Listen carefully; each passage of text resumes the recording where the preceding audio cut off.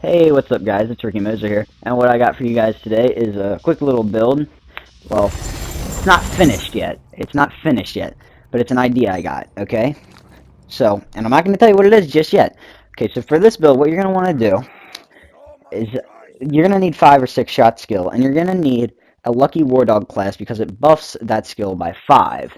You're going to put 5 points in Inconceivable, 5 points into Filled to the Brim, and then 5 into 5 or 6 shots. And that's really all you need for this build. The rest of the points I throw in here, you can put them anywhere. They have no effect on this build. But where I'm going to put them is I'm basically, well, there's no other build, a skill in Salvador's skill tree that could be beneficial. I mean, there's some little fire rate buffs and whatnot, survivability, but I don't really need survivability because I'm going to be killing everything so fast that you don't need it. I mean, and if you're using this on OP8, just, Gunzerk with a grog nozzle, and you're going to be just fine. So, yeah, what you're going to do is you're going to get Inconceivable because it gives you a 50% chance to not consume ammo, and with the 10 out of 5 on 5 or 6 shots, it'll give you a 50% chance to add ammunition to the magazine. And what that'll basically do is when you combine it with something like, say, a Tomnia rocket launcher, it gives you the potential for infinite ammo.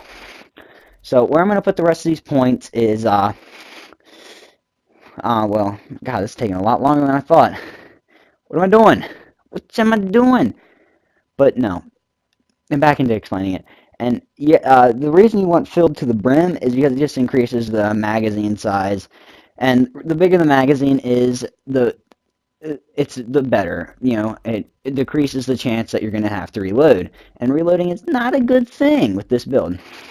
So really the only thing that could be helpful is survivability from the Brawn tree, or that last skill there in Gunlust, I forget what it's called. I just scrolled over it too. It is no kill like Overkill. So basically, there's no skill in that tree that could be helpful. I mean, there's some. So I'm just going to basically just kind of spend my skill points everywhere in this tree because they're basically not needed skill points. All we want is that no kill like Overkill skill. I'm going to put a point into auto. That actually could be helpful. So in the slight chance that we do run out of ammo, we can just switch over to, say, a Herald or something and kill one enemy, and then it'll instantly be reloaded. I've never used autoloader before. I mean, I have, but I don't use it in general. And we're going to get lay waste in case we aren't. We're going to get, there we go. Now we got it. Where I'm going to put the rest of these points is I'm not really sure.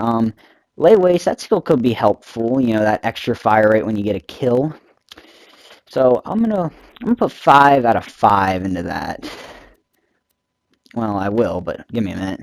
I'm kind of looking over these skills because there's really no skills after the 5 or 6 shot that could be beneficial. I mean, there's some that help a little bit, like no kill, like Overkill. That's gonna be the biggest thing. But after that, all you really need is fire rate and survivability, and that's what we're gonna get. So I filled out that lay waste. We got the down, not out skill, just so that if we're Gunzerk and we go down, we're good.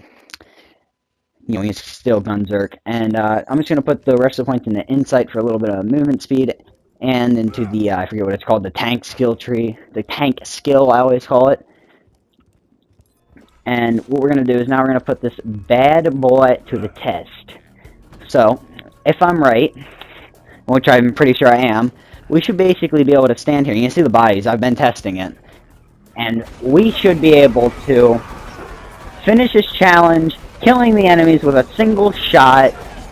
Well, more or less. And you can see it's just hectic. I haven't reloaded yet. In fact, I'm gaining ammo. Look at that. It's going back and forth. There'll be times where it'll dip down, but you'll almost never have to reload with this. And it's insane, too, because of how much you can, how much damage you can do. I go down. But it's a Tomnia, it's got a great area of effect, and I just shoot one bullet and I'm back up. It's great. And then this no-kill like Overkill skill is constantly being procced, so that's good. And we are just annihilating these guys. Just destroying them. They're not doing a thing. Something to note with this build is that you need to get a kill for 5 or 6 shots to proc. So you can't really use it for raid bosses and stuff unless they got, you know, a ton of little second wind guys, I guess you'd call them, running around.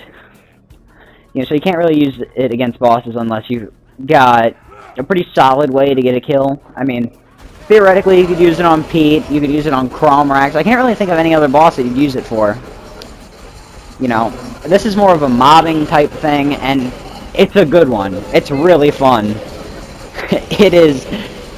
Oh man, it's just amazing.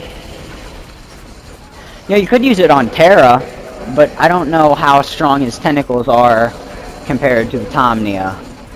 You know, I mean, since you're playing as a Gunzerker for this to work, you could potentially Gunzerk with another Tomnia or a Grognozzle or whatever.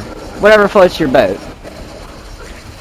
You know, and as you can see, we're having no problem destroying these guys. And it's great, too, because I'm showing it in Pyro Pete's bar, because Pyro Pete's one of the better mobbing areas, in my opinion, because it's kind of small and there's a ton of enemies. So, I mean, that's really all that there is. Is that a better... no, it's not. I was seeing if that was a better War Dog class for this type of build in that one. But yeah, you can use this in Pyro Pete's bar. You can use it, you know, to farm torque tokens or XP. But that's going to be it. Or, you know what, no, let's see if we can, let's do a little challenge with this build. You know what, yeah, we're going to flip it over to the Southpaw Steam and Power Pump, and we're going to see if we can go through this area without reloading once. Let's see if we can do it. So, I'm not even going to reload my gun. You see, it's 5 out of 12. I was going to buy a little ammo. I don't think I'll need it, personally. So, let's go. Let's just go. Let's just hop right into it. I'm going to take out these guys. And then I'm just gonna go crazy. Ah, man. And I think I killed every enemy.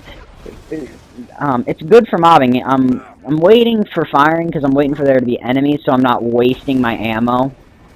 And you can see there, I just melt those guys. And I do want to note, this is not in UVHM. You can see I'm only level 54. These guys are around level 50.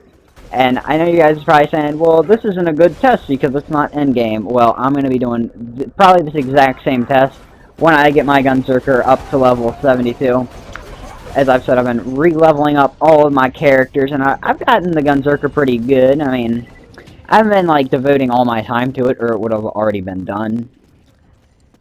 But I was farming Snowman just once, and I got the Tomnia, and I got the Lucky War Dog class, and I thought to myself, how could, I was just thinking, and I wanted to give it a chance, you know? I was like, let's try something, because, I mean, personally, I love breaking the game.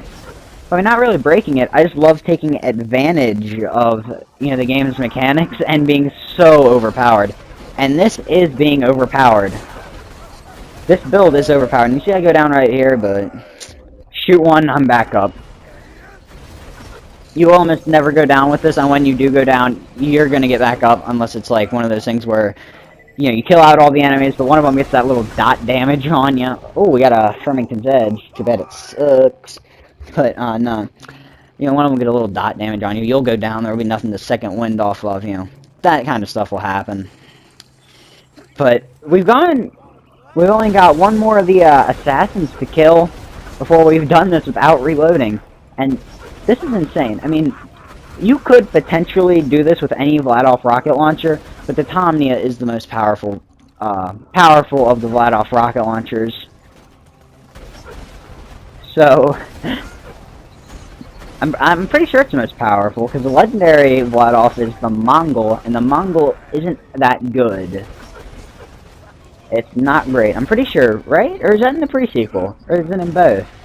I'm gonna have to, I'm gonna check my facts after this video goes out. But, now, only one more assassin until we're done. We got 10 ammo. And we did it! Oh, that's great. I can't believe it. We just went through the entire area without reloading once with a rocket launcher. That's pretty good. So, I'll see you guys in the next one. Later. Hope you enjoyed it. Peace out, y'all.